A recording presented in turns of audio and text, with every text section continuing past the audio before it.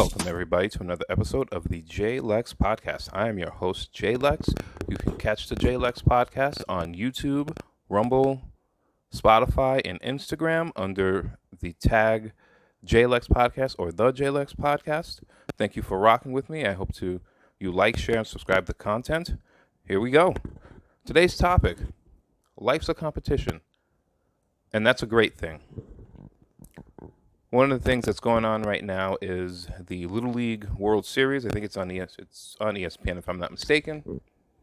And one of the reasons that I periodically go to watch it is because I find it important that these young people have the opportunity to feel heartache. Now, I know that sounds a little crazy to you that I'm saying that, but here's the reason why I feel that way. They learn early that everything is not handed to them. There are so many little league, pee-wee football and basketball leagues for kids that don't want to hurt the feelings of these children. So what they will do is they will give them participation awards, which I think is one of the worst things you can do on the planet because, once again, it is an entitlement. That these kids think that even if they weren't the best, and look, when we're talking pee-wee, when we're talking little kids, sports leagues and things along those lines, clearly that's not why they're there. They're there to learn. They're there to be part of a team. Unless they play an individual sport, you learn how to take direction, etc. The problem is, other than some of the parents who go wild and break out into fights, as we saw with Aqib Talib's brother in a preseason Pee-wee football game, but that's another story for another day. Basically, for those who don't know, his brother went and shot a referee or something like that and killed the referee. Now he's being charged. It's an entire mess. But anyway, the reason that this is important is because those young kids learn how to take direction. They learn how to play part of a team. They learn how it works in terms of coaching. And sometimes, you know what? They're going to get yelled at for messing up. And that's okay, too. Now, clearly, I don't want to see, young people, getting yelled at all the time where it's just full-on abusive. We don't want that. But they learn that not everything in life is given to you. You learn disappointment. You don't get an A, you earn an A. And so I like watching that sometimes because sometimes the kids will mess up. You'll see the emotion come out of them. And the coaches who are good, win, lose, or, well, there's no draw, but win or lose, will always tell those kids, it's okay, it's all right. It's all part of the process. What has happened in our society, which is unfortunate, is that a lot of people feel entitled. They feel entitled to a good job. They feel entitled to a pay raise. And obviously you should have a living wage, obviously, but they're entitled to a pay raise. They're entitled to all these things and all these perks, and they haven't earned it. You have to earn things in this life. Well, I'm not talking about, basic human rights and things along those lines. That's a completely, totally different subject. What I'm talking about is everything else. You are not going to be handed anything in this life. You shouldn't be handed anything in this life. All right, the good parents and the quality parents, of course, love and raise their kids properly, but they also teach them that, you know what? There are boundaries. There are limits. There's only so much I'm going to take. The parents who are out there letting their kids do whatever, those kids are monsters when they get older. You see them in the supermarket when they don't get what they want, throwing temper tantrums. The parents who handle their business, though, those kids don't throw temper tantrums, or at least they don't do it to try to embarrass the parents. Because, at least when I was growing up, you could get smacked in the back of the head and nobody bother you. Now they'll call CPS. So now the parents today have to, have to be very careful. They have to tread carefully, walk on, they have to tread very lightly. But don't get it twisted. These parents are still out here disciplining their kids, as they should. And that's why competition is a good thing. Because you learn early that, you know what, you're not entitled to anything in this life. That's not how the real world works. I know we're trying to change it. It's been like this since the beginning of time. It was a little more savage back in the day because obviously, it was a matter of survival. But there's no such thing as an easy way, or you're not going to be handed anything. especially in the global economy that we have now, where everything is out there. Especially post, or I should say, at the height of COVID, everybody had to be, on lockdown and be inside, and they still had to work. Yes, I know there were some checks handed out, but the reality, most of those people, most of that got taken out when gas prices started going up, so it didn't matter. But what had happened? People weren't inside just chilling, getting large sums of money. I can go into that whole thing. I'll do that another day. But here's the reality. I think a few countries did it for the time because people weren't allowed to go outside. But that is not the norm. The norm is you get up early, you hit the pavement. That's how New York City used to be before all this craziness happened. You get up early, you get into your car, you go to the train station, you get on the train, you get into the concrete jungle, and you go to work. Whether you work for somebody, whether you work for a corporate, or whether you are an entrepreneur. You hit the pavement. You put your suit on, even if you didn't want to. And you went out there and you competed with a whole lot of other people. This is one of the reasons why I love sports so much. Sports is a big part of my life, It's competition. That's why people get mad. Even when if you see individuals who play in, like men's leagues and women's leagues and things like that, they're still, because they're competitors. Especially if you played like high school sports or you played a collegiate sport.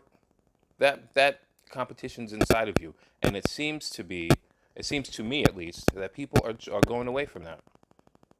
They don't want, to have to compete, to have to work for that. They should just be handed to them. And you know what? That's not society.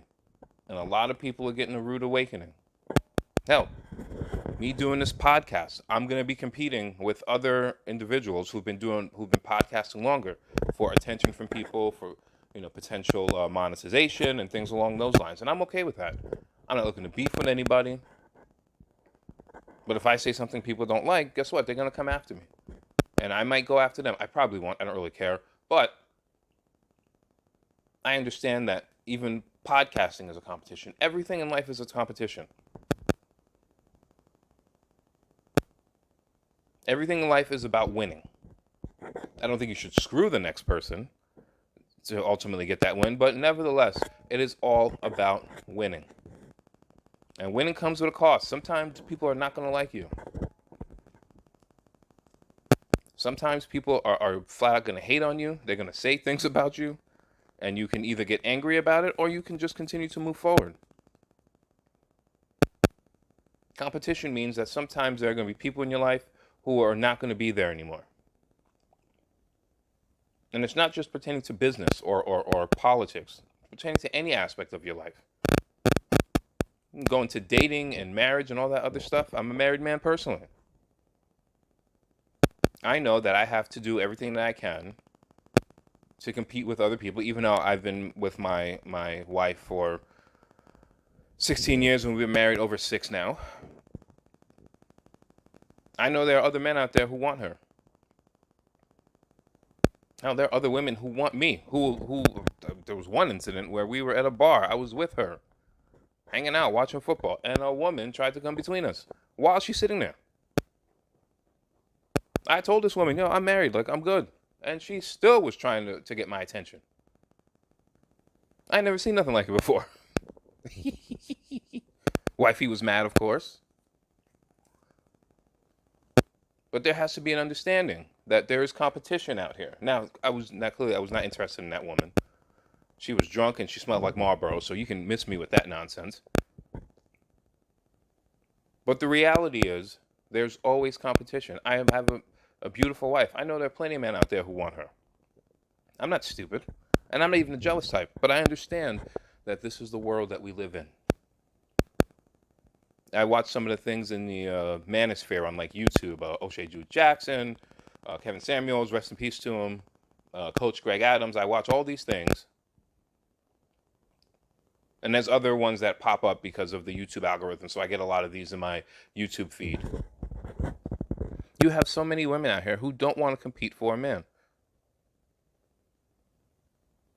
And there's some men out here who believe this too, by the way, which is a ridiculous notion. But they don't want to compete. They think, oh, you know what? I've got good looks. I've got this. I've got that. I should just have men falling all over me. And that is not the case. One of the great illusions that used to exist once upon a time is that women didn't have to work. Like, they would just have to go and men would just throw themselves, in particular if you were attractive, which was true to an extent. But women don't realize that there are so many, especially as you begin to age, there's young women waiting in the wing. And if you're a man of a certain value and you make a certain amount of money, why would that man go with a 40-year-old something when he could have a 20-year-old something? I think I talked about Andrew Tate in the first episode. He's being taken off of the major platforms. Why? Because he spoke reality. I don't have to agree with everything he said, but he spoke a lot of reality.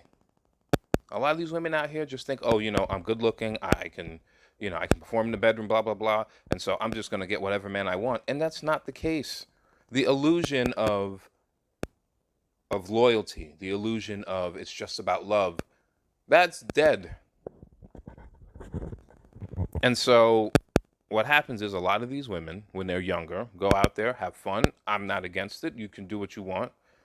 But then they think, oh, I'm going to rebrand myself in my 30s so that I can land a husband. And that illusion is gone. Most of this information's out here. Go onto Instagram, go onto Facebook. It's just half-naked women everywhere. Not a good or a bad thing. It's all dependent upon what you're into. It's all out there for them. So why marriage or the institution of marriage is at an all-time low, and it's only going to get worse. Why? Because the illusion is gone. So now here you are thinking an old school way that you're going to rebrand yourself. I see women all the time. They have their fun in their 20s. And men too, don't get it twisted. Then what do? They rebrand themselves and they go back to the church and they pray to land a good partner.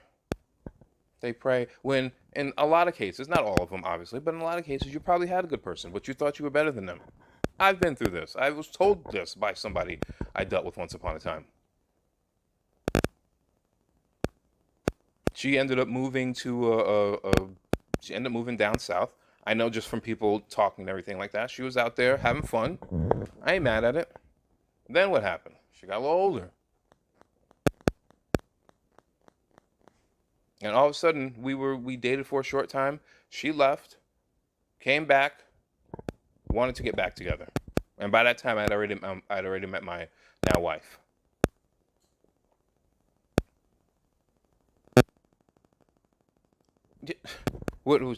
And she I won't go into all the details. I don't want to stir up no trouble here, but the reality is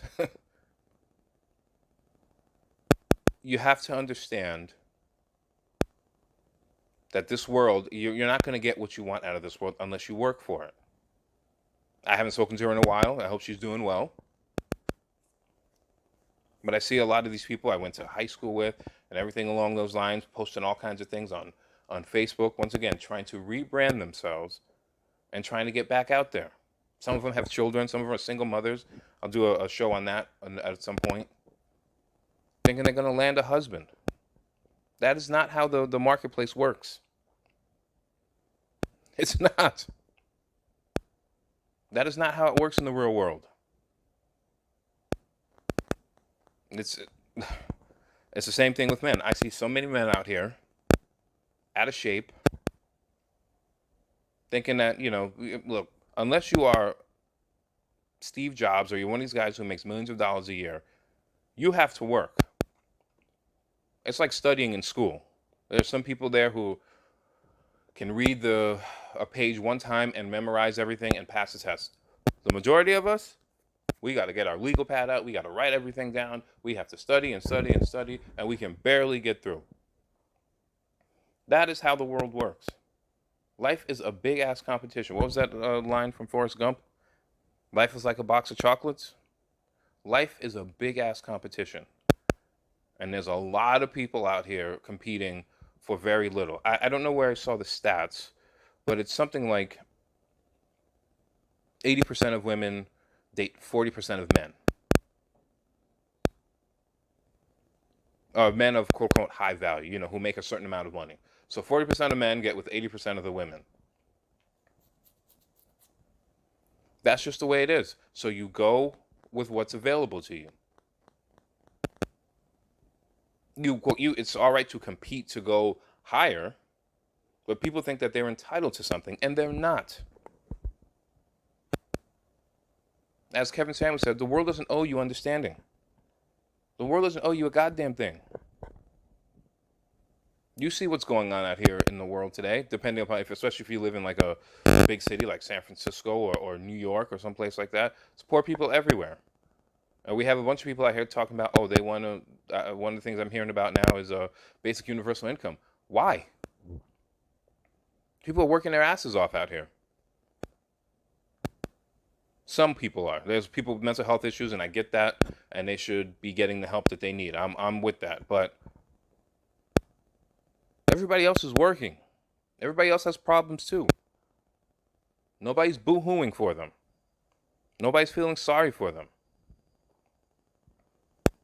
It's just because you don't hear about it. There's plenty of people in the area that I live in. There's a few people. It's not as bad as some of the other cities, but I see poor people on the street all the time with mental health issues. It's unfortunate.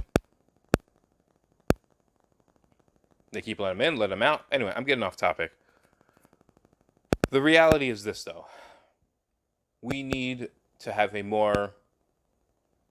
people need to have a more competitive balance. There's no reason under any circumstances, if you are of mind, a sound mind and body, that you can't go out there and compete with everybody else.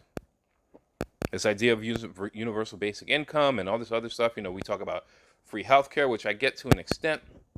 But once again,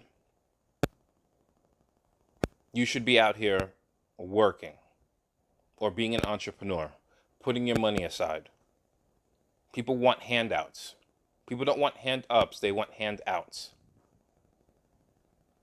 I know when the first thing you're going to say, well, Jeff, you talked about reparations.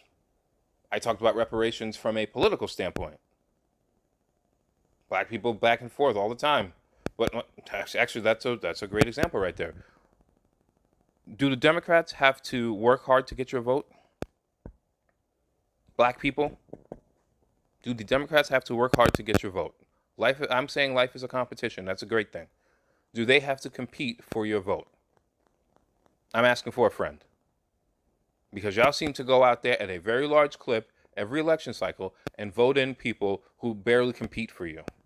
How many of y'all voted for Hillary Clinton knowing the crimes that she committed and she barely has done anything for black people?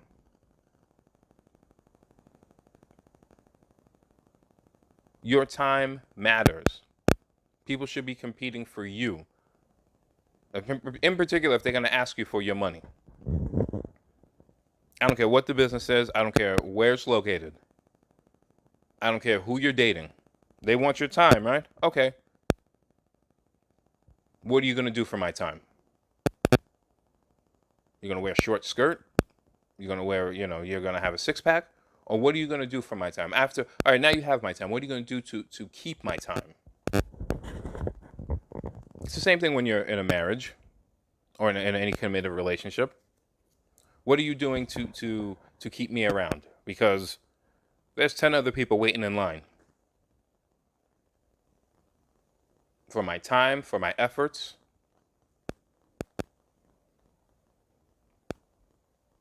Am I worth it? If you don't think you're worth it, that's cool. But there's a lot of people who are listening, who are going to listen to this, who think that they're worth it. And sometimes, it's not going to work out the way that you want. But you know what you do? You put your grown-up pants on and you keep pushing. Because where one door closes, another one opens. There's no reason under any circumstances that you should lowball yourself in the job market and dating and whatever topic or situation that you're in. They don't want to take you seriously, somebody else will. Those people don't want to take you seriously, you go out on your own. It's not easy. It's not supposed to be easy. Being an entrepreneur, as an example, is not an easy thing. It's not supposed to be easy. You're supposed to work hard. You're supposed to sweat. You're supposed to want those. You're supposed to lose a little sleep. And so my father told me, look, 8 hours of sleep is great, but when you're trying to build something, when you're trying to accomplish something, you're not gonna get 8 hours of sleep. You need to be up early and you need to stay up late, and still get all your responsibilities done, bills, etc. That's life. You're not gonna be happy all the time. That's just life. And nobody's going to apologize to you, nor should they. When you've done everything to work your behind off, to build something, to build a legacy. That's the big word. Everybody wants to build a legacy.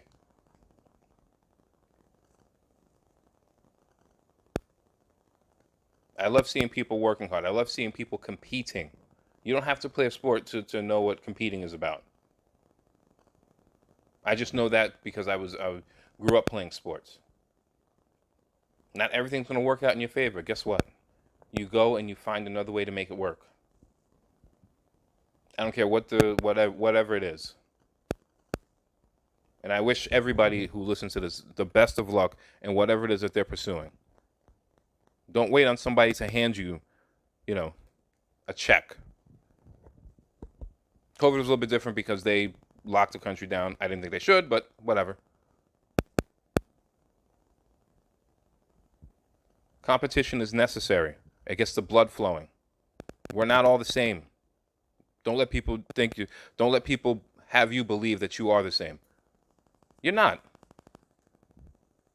Anyway, thank you for tuning into this episode of the Jay Lex Podcast. I will talk to you guys in the future. Take care. Bye.